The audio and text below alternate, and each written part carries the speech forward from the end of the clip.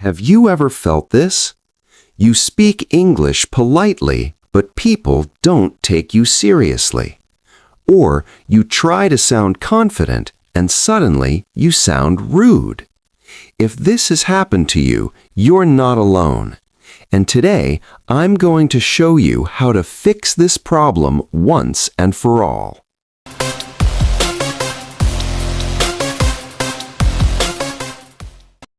Hello everyone, and welcome back to Mr. Khan English channel. My name is Suleiman. Today's lesson is extremely practical, and almost every English learner struggles with it at some point. How do you sound polite in English without sounding weak? This is where many learners get confused.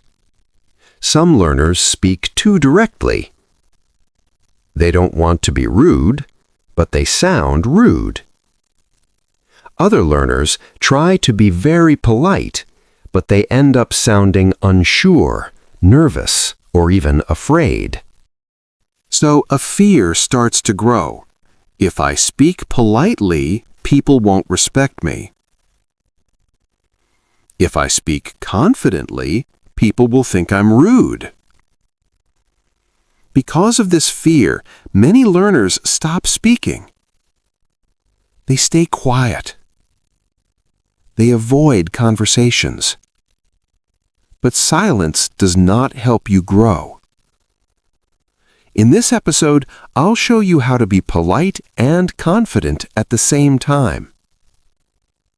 You don't need to choose between the two. You can combine them. Many learners think politeness means being soft. They think it means saying sorry all the time.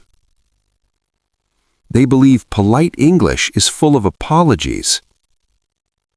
For example, "Sorry, can I maybe ask you something, if that's okay?" Yes, this sounds polite, but it also sounds insecure. It sounds like you're afraid to speak. Like you don't believe you deserve space in the conversation. In English-speaking cultures, this is a problem.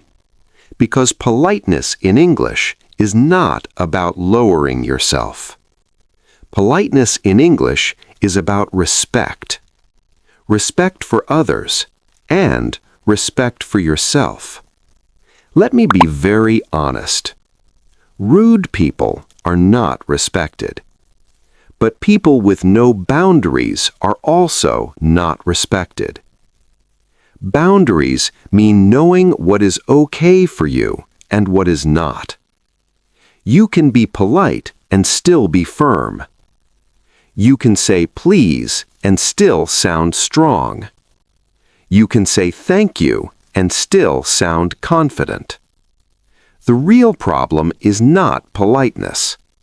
The real problem is how learners express it. Let's look at a simple situation. You're at work. Someone keeps interrupting you.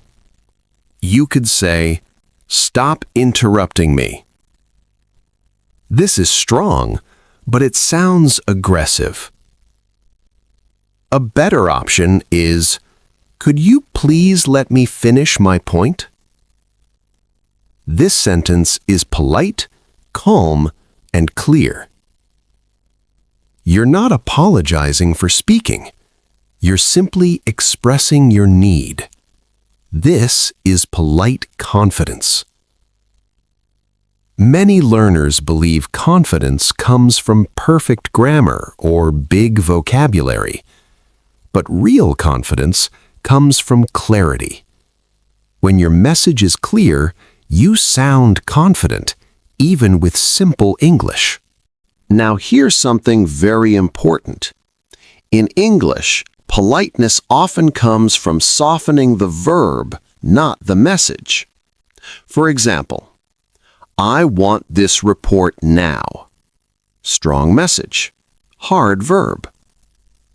Compare it with, "Could you please send me the report today?" The message is almost the same, but the feeling is very different. You're still clear, you're still strong, you're just respectful. Another big mistake learners make is overusing sorry.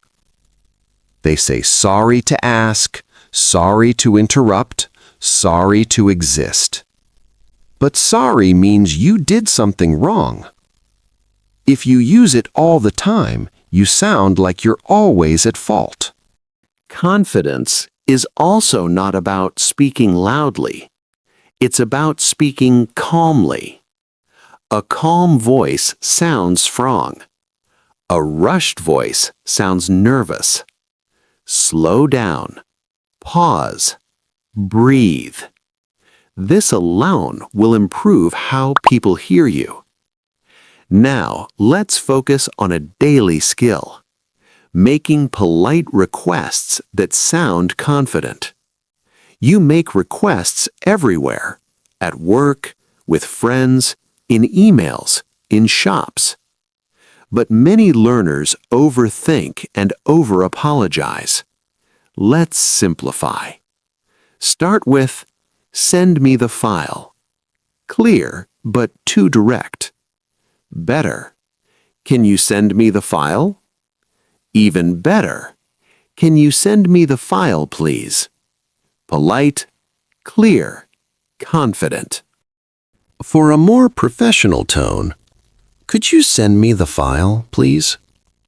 Remember, polite English does not mean long English. Compare this. Sorry to bother you, but I was wondering if you maybe had time with this. Could you send me the file today, please? Short, calm, powerful. Tone also matters. Speak steadily. Don't rush. Don't lift your voice too much at the end. Also, place please naturally. Can you help me, please? Could you help me with this, please? Now let's level up.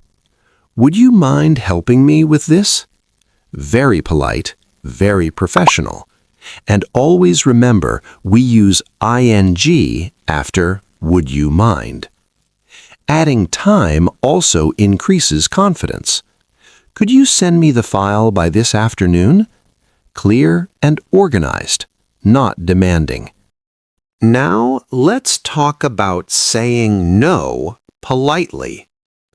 Many learners fear saying no, so they say yes and feel stressed later. Instead of, sorry, I can't, say, I'm afraid I can't help with this. Polite, calm, clear. No unnecessary apology. For invitations, thanks for the invitation, but I'll have to pass tonight. Or, thank you, but I already have plans. Here's a simple formula you can remember. Thank you plus no plus optional reason. For example, I appreciate the offer, but I'll have to decline. Now, the final challenge. Disagreeing politely. Avoid aggressive disagreement. Avoid passive agreement. The secret is to start with respect. For example, I see your point, but I look at it differently. Or, I understand your view, however, I have another perspective.